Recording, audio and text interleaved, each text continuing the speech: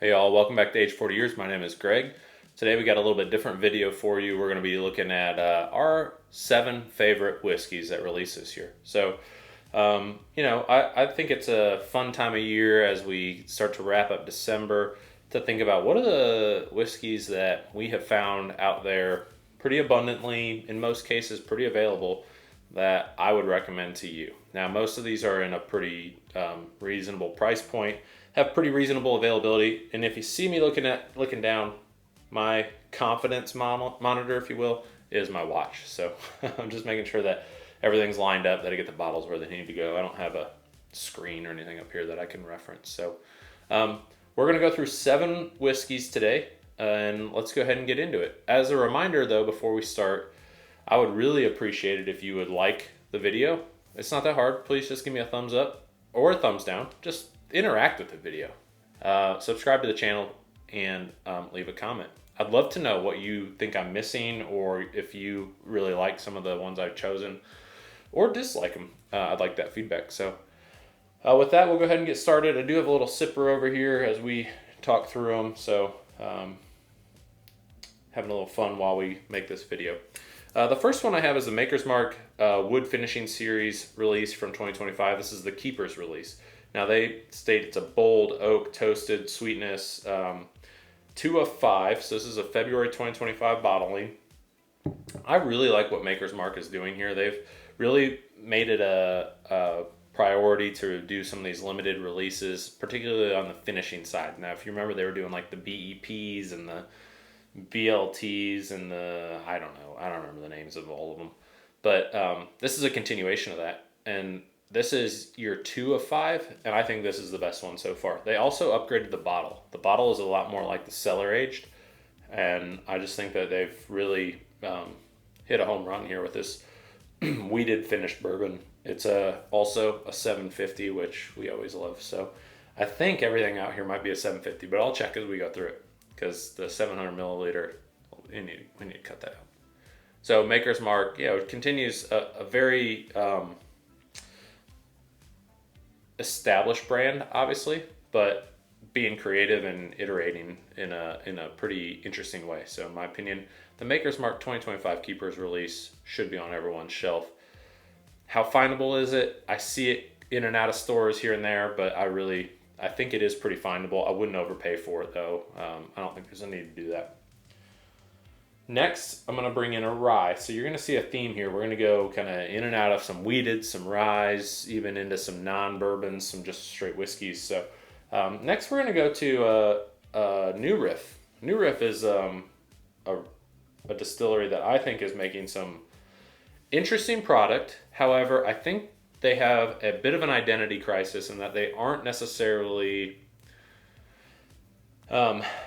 differentiating themselves in what they're making. That being said, in the rye space, this Balboa rye I think is one of the best ryes to come out in the last 3 or 4 years.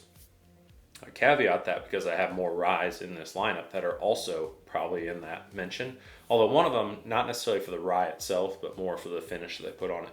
But the Balboa rye from New Riff is an excellent rye expression. It's an easy entry point for a rye.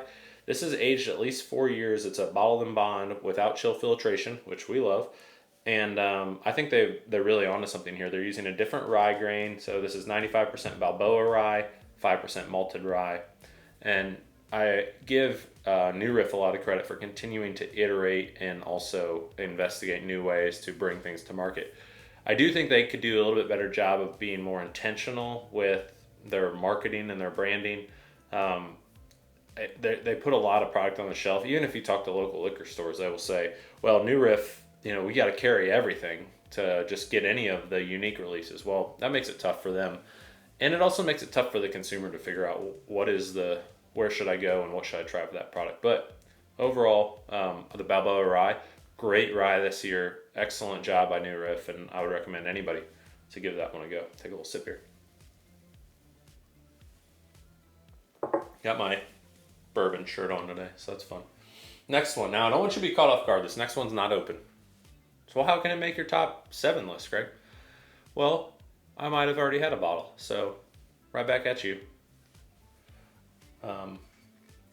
Maybe don't point fingers until you know the whole story. Just kidding. Old Fitz 7-year bottled and bond weeded bourbon. Man, what a release this year. Not only did they make Old Fitz more accessible, not only did they pick a price point that's very reasonable at I think about $60, but they also made a bottle that is still true to the decanter series. Now, this isn't as fancy and cool as the actual decanter glass bottle, you know, the fancy big bottom Old Fitz 9 and 12 and whatever. But I will tell you, I've already converted my other bottle that I finished into a infinity bottle, excuse me. I think that once you get this label off of here, they intentionally made this bottle very clean, right? There's not a whole lot to it. You take that off. The only thing that's left that's going to say Old Fitz is on the top of the stopper. Might be able to see it there, the cork. But a great infinity bottle. My other infinity bottle I have one that's a Bardstown bottle. That one's not all that interesting, quite frankly. And I have a Blanton's bottle. I think a Blanton's bottle is also unique in character, that it is good for an infinity bottle. But not only did they make a great, accessible 7-year weeded bottle and bond bourbon here, but they made it in a cool bottle, which is what they're known for. So I give them a lot of credit for that. Very accessible price point. In inventory might be tougher. I also think that making the bag available, the green bag, is pretty cool. I do like that green bag. What's weird though is when they shipped them, they'd ship a case to a store. Half the bottles would have the green bag, half would not. Everybody wants the green bag. Give everybody the green bag. It's not that difficult. But anyway, not new Riff, Old Fitz. We get new and old right next to each other. Old Fitz, great release. Definitely recommend, and just a great weeded bourbon. So we got 2 weeded up here. We got 1 rye. Let's keep the rye going. Next, this was my first year trying anything from Blue Note. I got a Blue Note store pick at a store in Georgia on my way through, coming back from Atlanta. I think that the store owner convinced me, I didn't know a lot about it. It was awesome. And that store pick was $40. It was the cheapest one that they had on the shelf, and just impressed the hell out of me. Well, I walk into Tina or Clyde's one day, and Tina's telling me they got these Blue Note, which I had just tried, honey finished bourbon, honey finished rye. Well, to me, bourbon's already sweet, so I don't know that a honey finished bourbon is as desirable to me as a honey finished rye. So I bought this guy, brought it home, sat on the shelf for a little while. Honestly, I didn't really try it. But when I popped this thing open, this is one of the best dessert whiskeys that I've ever had. And it doesn't have to be. You can drink this just whenever. The label is cool. The product is great. Apparently, I love a honey finish, because when I compare this to like a Havana or a Rio, which, picking on Penelope here a little bit, those are a little too much. They're trying too hard, in my opinion. This is just, you get the benefit of the rye, the spiciness of the rye, and that sweetness and mellowness of the honey on the back end. This is a nice little settling bourbon after a big steak dinner or something like that. I cannot recommend this enough. Now, I don't know if anybody here uses the Only Drams app that Trenton with SLB has developed. That, when you scan this barcode in that app, it says it's a unicorn bottle. I don't know that that's necessarily true. That might just be the app catching up. I don't know how they determine that. I've seen this on the shelf several times. So anything a unicorn, I don't think sits on shelves. So anyway, great bottle, great as a dessert finish, particularly at the proof point of 116.49. I think it's good as can be. So another rye, but this one's finished with that Honey Cask 2025 release. Cannot recommend it more. There's a reason why these are all in here. I guess I'd tell you I can recommend all of them, but let me revisit. So $750 on the new Riff. This is the one that looks like it could be a 700. So before I look at it, this definitely looks like a 750, and it is. What do you got for me, Old Fitz? This is, come on, where are you at? If they're hiding it, I have a feel. Yep, there it is. Old Fitz, 700 milliliters. Come on, guys. Give me the extra 50 milliliters. Is it that hard? You can tell when you look at that bottle that's 50 milliliters short. You can tell. Anyway, let's move on. Next one. Here's somebody who's guilty of being 700 milliliters, and this bottle I don't think is. No, it's a 750. Now, I already did a review of this bottle. Damn. This is the Jack Daniel's single barrel heritage barrel. I hate how they phrase that. Single barrel heritage barrel toasted barrel. Oh man, that's a mouthful. But you get some of this in your mouth, you're gonna be okay with it. A modern interpretation of our earliest barrel making process featuring handcrafted, heavily toasted, and low char barrels. This is killer for the price point that this one came out at this year, and for the amount of available bottles that there are. This is just an excellent option. It's got that marshmallow, toffee, vanilla flavor to it. I gave it a stellar review. I cannot recommend this bottle more either. And they went with the 750. Shout out to you, Jack Daniels. This is supposed to be a shelf available item, so you should be able to find this consistently. I was at a store recently and they had 6 bottles on the shelf. That's it. That's a great thing for having great whiskey on the shelf. One of the benefits of a potential downturn in the whiskey market, the bourbon market, is more available good product, and that's what we need. If any of these are shelf consistent, that's a positive. So that one's supposed to be. I look forward to seeing if Jack Daniels can make that happen. But this one's also not open because I'm on bottle 3. So I will open it at some point, but as of right now, still closed. Also, the only Tennessee whiskey. This is not a bourbon. It's not masquerading as something it's not. It is a Tennessee whiskey. It's not sourced. It's Jack Daniel's product. But a good representation that, hey, Tennessee whiskey doesn't mean bad whiskey. So lots of good options there. Next one, we got 2 more.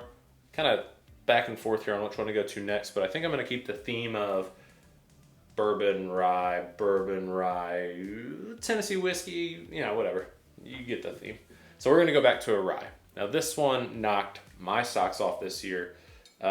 This is the Sagamore 10-year rye. This is a sourced product from Sagamore. They're a Maryland distillery. I don't think they have anything that's up to 10 years yet, so they're sourcing. But whoever's sourcing, bravo. This is such a good rye whiskey. It's a 10-year. I'm on my 2nd bottle now. It has, if you want, you can go check out my review of this bottle in particular. But my goodness, Sagamore, between their double oak, their cask strength, they have some other kind of weird things that I haven't tried, like the Manhattan finish or whatever that is. But this is one of the best releases in the rye category in a long time. And I say that with Balboa sitting over here also. But I think that this is maybe my favorite rye I have ever had. I cannot get enough of this thing. I love it. I recommend for anybody that's a rye drinker that you try it. I do think it is a little harder to find at times. I was fortunate where my store got 3 cases, and so I bought 2 of them. They got a little bit more in after that. So we may see more of this. I don't know how much is available out there. But on the one side, you got people who are maybe turned off by the rye side of it. Man, are they missing out. If that's you, try this bottle if you can find it. Non-chill filtered. This is hold on. That's what I'm talking about. 750 milliliter bottle. Thank you, Sagamore. So really right now it's only Old Fitz and Heaven Hill right now. That's not giving us the whole amount. But again, Sagamore, a Maryland distillery. So now you got Tennessee whiskey in here. You've got Memphis with Blue Note. You've got, New Riff is an Indiana company-ish. Ohio, I think, actually. Ohio company. This is distilled in Kentucky. They're right there in Cincinnati area, right by the border. So obviously they've done what they need to do to be able to say that it's Kentucky. But that being said, we've got a diversity of locations that we're getting stuff from and making this list. So that's exciting. And the last one is one that maybe, I'd say Sagamore. Not as many people are trying it, but it's very good reviews. Okay. The next one I would say, a lot of people trying it, and maybe not as good at reviews this year. So it'd be hard for me to not have my favorite distillery in here. Truly, this is my favorite distillery at the moment. Bardstown Bourbon Company. This is their Double Barrel Discovery Series, series number 13. This one got a stellar review for me. It also won a blind of 3 different Discovery Series, including the 12, which is a lot of people will put above this one. I didn't have the 11 for that blind, but I picked this one out blind compared to the 12 and the 10. Now, both of those were well above the 10. So I don't want to make it sound like this one just blew the socks off at 12. And shoot, if I had 11, 11 might beat it. But this is one of my favorite releases this year. Every year, Bardstown is delivering on some creativity in this space. I think they're doing an awesome job. I love it. This is a blend, 9-year, 9-year, 15-year, 8-year Kentucky whiskeys. It has the mash bills listed. I love the transparency that Bardstown offers. And the percentages of each. I mean, they just do a really good job of telling you what is in the product they're producing. Bardstown on their own makes some great product. In fact, the 12, if I remember correctly, had some Bardstown juice in it. This one is all sourced. But I think that the 13 is the best one in the last couple of years, at least from my memory. I love that bottle. It's not gotten as positive reviews elsewhere. That's okay. Everyone's entitled to their own opinion. But look, I think when I'm making a top 7 list, which is a weird list to make, top 5, top 3, top 10 seems to be the standard. Hold on. But as I was looking at my shelf, there's a couple that I even left off of there. But I think that the Penelope toasted, the marshmallow toast could be in here.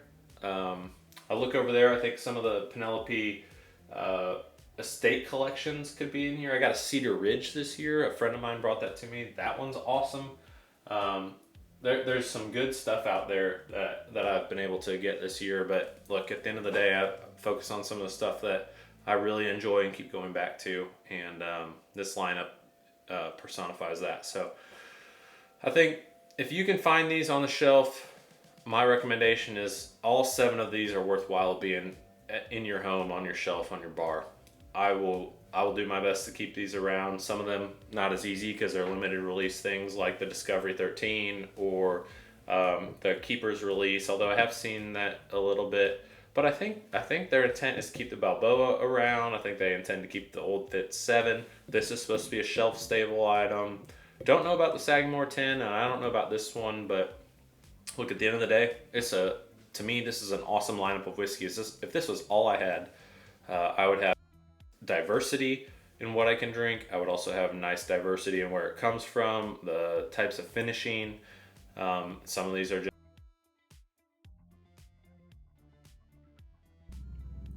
Hey all, sorry about that. Ran into some technical difficulties there as we were closing out the video. Thank you for joining us. Happy holidays. And what I didn't get the chance to say in the video because of the issues that we ran into is please drink responsibly as always. And I just want to say a very special happy holidays. Cheers.